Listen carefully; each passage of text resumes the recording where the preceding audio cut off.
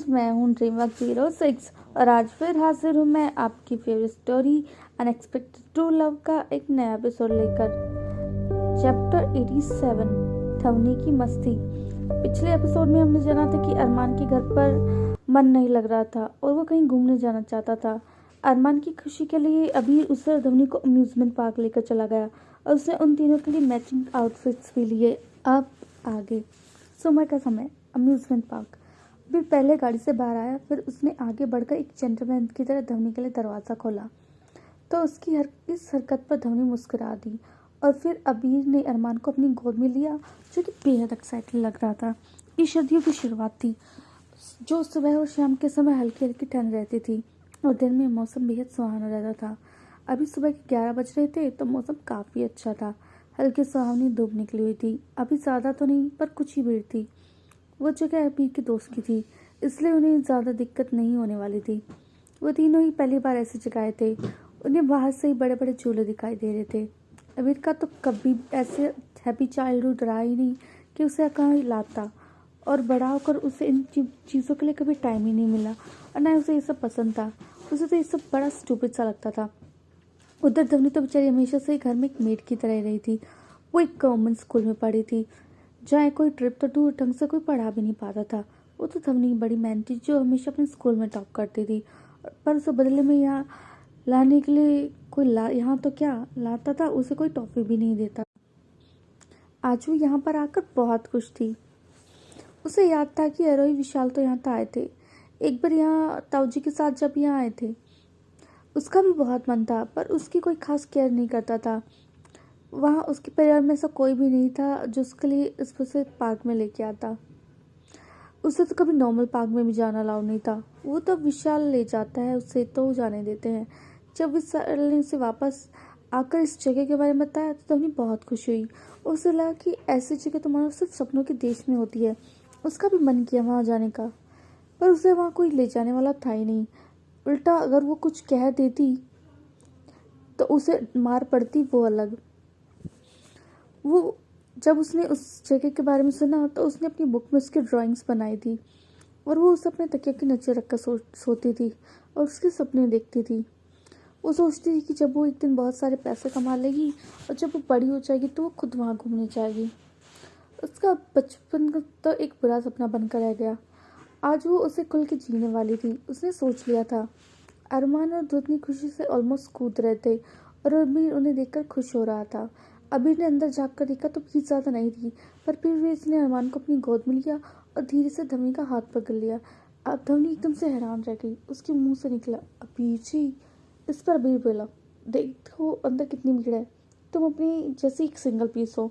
खोई तो विशाल मुझसे तुम जैसी पागल लड़की के लाने के लिए कहेगा तो मैं उसे कहाँ से ला कर दूंगा, बोलो। अबीर ने मजाक करते कहा। अबीर अबीर धवनी ने नकली गुस्से के साथ अबीर को हल्का सा मुक्का मारा तो अबीर ने उसे दांत दिखाई, पर आज तो धवनी मानो कुछ अलग ही मूड में थी। उसने जीभ निकालकर अबीर को चढ़ा दिया। अबीर ने कहा, धवनी तुम। अब अबीर को बहुत गुस्सा आया और उसका मन किया कि इस लड़के का गला दबा दे। फिर भी उसने जैसे जैसे खुद को रोक लिया और वो लड़ते चढ़ते अंदर चले गए। धवनी तो अबीर की स्केट बहुत इमोशनल फील कर रही थी और बस एक टक उसे देखे जाती थी। उसके संबोधन में बधी हुई थी। तभी उनकी साइड से हाई हील में एक लड़की लटकती हुई निकल गई। फिर जैसे ही उस लड़की की साइड से भी निकला तो वो लड़की वहीं रुक गई। उसने फिर पीछे मुड़कर देखा तो वो इंसान कहीं भीड़ में गुम हो चुका था। अब वो लड़की रेवा थी जो हैरन से अबीर को ढूंढ रही थी। उसने अपनी सिन से पूछा, क्या हुआ मैम? इस पर रेवा ने कहा, मुझे लगा कि मैंने अभी अभी अबीर को देखा था, वो एक लड़की के साथ अंदर गया था। रेवा का असिस्टेंट फिर बोला, क्या अबीर मल्होत्रा ऐसी जगह पर, वो भी लड़की के साथ? It's impossible ma'am. रेवा ने सोचा, कहते ये ठीक ही रहा है, इतना बड़ा सीईओ यहाँ क्यों होगा? और दूसरी बात, अबीर का आज तक उसके अलावा किसी और के साथ नाम भी नहीं जुड़ा। उसने खुद ही बोला कि एक बेटे के लिए सिंगल रहेगा। वो ऐसा आदमी नहीं है जो अपनी फिजिकल नीड्स के लिए किसी से जुड़े। उसे याद है कि वो दिन जब वो शुरू में डेट कर रहे थे तब रेवा ने कहा था, अबीर क्यों ना आज की रात हम साथ बिताएं। तब अबीर ने कहा था, नहीं रेवा, मैं भी नहीं कर सकता। तब रेवा ने थोड़ा उदास होकर कहा था, क्यों अबीर? तब अबीर ने उसको बताया था, हम दोनों के बीच जो रिलेशनशिप है अभी वो सिर्फ दोस्ती का है और मैं तुम्हारे लिए वैसे फीलिंग नहीं रखता। रेवा ने गुस्से से कहा, वैसी फीलिंग नहीं रखते मतलब? अभी ने कहा, मैं तुमसे अटैच हूँ, पर उस लेवल तक नहीं कि फिजिकल इंटीमेसी हो। रेवा को उसकी बात का बुरा तो लगा, पर वो इस बात को लेकर निश्चिंत थी कि इसका मतलब ये है कि अभी उसके अलावा भी किसी और से संबंध नहीं बनाएगा। तो इसलिए रेवा ने अभी अभी ये सोच रही थी कि अबीर की ज़िंदगी में कोई और नहीं है और ये आदमी अबीर नहीं है, ये उसका धोखा है। और जब उसके असिस्टेंट ने उसे ये कह के मुस्का लगा था, मैम वो आज भी सिर्फ आपसे प्यार करते हैं, आपकी टक्कर की इस लड़की पूरे शहर में नहीं है, मुझे तो लगता है मैम वर्ल्ड में भी नहीं है। एवा उसकी बात सुनकर मुस्कुरा दी। उसने भी सोचा, ऑफ कोर्स अबीर का पहला प्यार भी वही थी और हमेशा वही रहेगी। रीवा ने खुश होकर 500 का नोट अपने असिस्टेंट को दिया और मेकअप के लिए अंदर चले गई। उधर अबीर ने धनी और अरमान से पूछा, पहले कौन से झूले पर बैठोगे? धनी की बात सुन चारों तरफ देखा, तब उसे क्यूट हेड्स वाली शॉप दिखी और वो अबीर को वहां खींच कर ले जाने लगी। इस पर अबीर ने पूछा, धनी तुम ये क्या कर रही हो? धनी ने कहा, चलो। ये कहकर धनी उसका हाथ जोर से पकड़कर खींचा। इसी बीच धनी ने देखा कि सब लड़कियां मुड़कर मुड़कर अबीर को देख रही हैं, क्योंकि वो बहुत हैंडसम लग रहा था। वहाँ बहुत सारे लड़के भी थे। ये आदमी एक बच्चे का बाप है और ये लोग अंधे हैं, हाथ में बच्चा देख के समझ नहीं सकते कि मैरिड है। कितनी शेमलेस है ये लड़कियां, धनी ने अपने मन में सोचा। धनी ने बड़े गुस्से से अबीर को देखा, जो अपने आसपास ऐसे देख रहा था कि मानो उसके ये सब कुछ नया था और उसे तो कुछ पता ही नहीं था। धवनी ने सोचा कि ये अभी ज़्यादा पब्लिक अपीयरेंस नहीं देता और उसने इस समय भी खुद को छिपा रखा है। और किसी से को गलती से पता चल गया कि फेमस सीईओ अबीर मल्होत्रा है, तो ना वो एंजॉय कर पाएंगे और ना यहाँ पे रुक पाएंगे, क्योंकि अभी की फेंगर्स उसे घेर लेती। सारी गलती इस आदमी की है, क्या जरूरत है इसे इतना हैंडसम दिखने की? अब तुम देखो अबीर मल्होत्रा, धवनी ने अपने मन में कहा। फिर वो उन्हें उस शॉप पर ले गई। सबसे पहले उसने अरमान को एक क्यूट रैबिट ईयर पहना दिए, वो बहुत क्यूट लग रहे थे। धवनी ने उसकी बहुत सारी पिक्स ली और उसे बहुत बार प्यार से चूमा।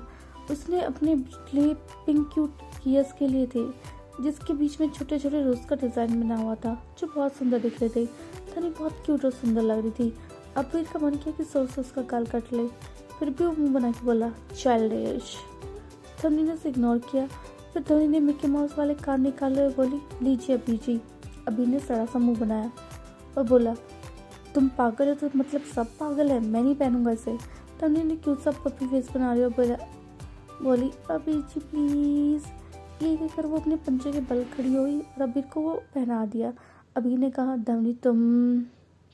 अबीर ने अपने दांत गुस्से में बीज लिए, पर धवनी ने ज्यादा ध्यान नहीं दिया। वो उसके गले में बाहें डालकर उसे देखती रही और धवनी ने धीरे से कहा, अब बहुत अच्छा लग रहा है अबीर जी। अबीर को धवनी का ऐसा दिखना बहुत ही अच्छा लगा और उसने उन कानों को जहाँ था वहीं रहने दिया। जब अबीर उनकी पेमेंट करने लगा तो उसने अरमान को नीचे उतार दिया। तभी वहाँ पर एक कपल आ गया, उनके साथ एक बच्चा भी था। उस बच्चे ने अरमान को मुस्कुरा कर देखा और फिर अपने मम्मी पापा से लिपट कर बोला, मेरे मम्मी पापा। अरमान उसे देखा और कुछ सोचकर अबीर और धवनी का हाथ पकड़ कर बोला, मेरे मम्मी पापा। ये कहकर वो मुस्कुराया। जो धमपीर और धवनी इतनी जैसे खुशी से मुस्कुरा रहे थे, उनके चेहरे मुरझा गए थे। अबीर की नाक नम हो गई थी। उसे बुरा लग रहा था कि उसका बेटा एक माँ के लिए कितना तरसता है।